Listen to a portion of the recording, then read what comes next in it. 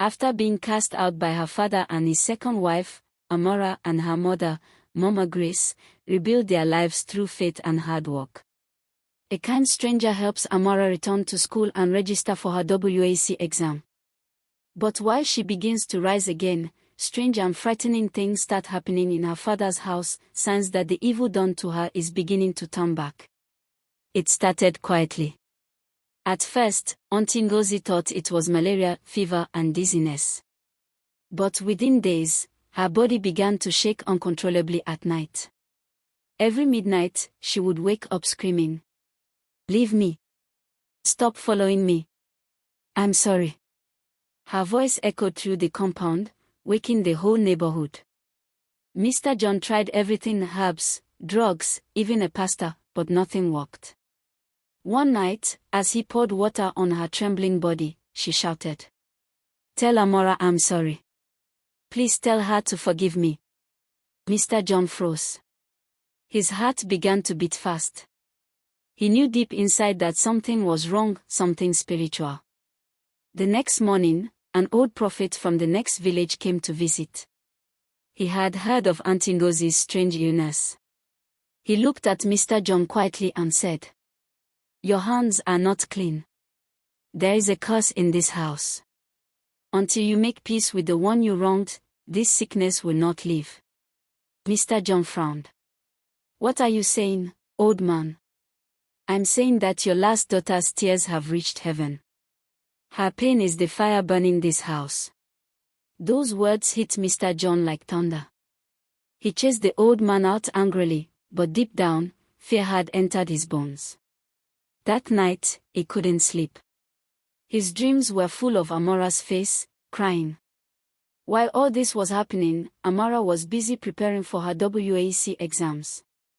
She studied day and night, sometimes by lantern, sometimes under moonlight. Mama Grace would sit beside her, fanning the lantern flame, whispering prayers. "God, turn our tears into testimony." The exams came and went. Amara wrote with confidence, her pen guided by faith. When it was over, she smiled at her mother and said, "Mama, I did my best. The rest is in God's hands." They hugged each other tightly, unaware that something bigger was already unfolding miles away. Back in the village, Mr. John's world began to crumble. His business collapsed overnight. His friends abandoned him. His farm refused to yield crops. He would sit in front of his house, staring into space, whispering, "Where did I go wrong?" Auntie Ngozi's sickness grew worse. Her once beautiful face became swollen and pale. She couldn't walk or talk properly anymore. One afternoon, she grabbed Mr. John's hand weakly and said, "John, go and beg her, go and beg Amara, before it's too late." Those were the last clear words she spoke before she went unconscious. Haunted by guilt and fear, Mr. John decided to travel to Mama Grace's small village, where he heard they were staying. He walked through the dusty road with trembling hands and a broken heart.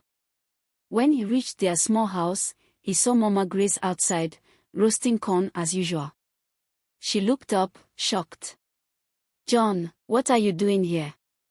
He knelt down immediately, tears rolling down his face. "Grace, forgive me. I was blind. That woman destroyed me. Please, where is Amara?" Mama Grace was silent. She couldn't believe what she was seeing. At that moment, Amara walked in, still wearing her school uniform. When she saw her father kneeling, she froze. Mr. John looked at her, his face full of shame. "Amara, my daughter, forgive me. I threw you away when you needed me most. Everything I did has come back to me. Please, have mercy." Amara stood still, tears filling her eyes. She wanted to be angry, she wanted to shout, but her heart was too pure for hate. She slowly knelt beside him and said softly, "Papa, I forgive you. I already forgave you long ago." Mama Grace began to cry uncontrollably. The whole village watched in silence as father and daughter held each other, crying like children. In that moment, Something broke, not in pain, but in healing. From that day, everything began to change. Auntie Ngozie's sickness eased, though she remained weak. She later confessed publicly that she had used charms to control Mr. John. Mr. John sold part of his land to support Amara's education. And for the first time in years, the family started to find peace again. Months later, Amara's WAEC result came out. She had the best result in her school. Mama Grace danced and shouted, "My daughter has made it.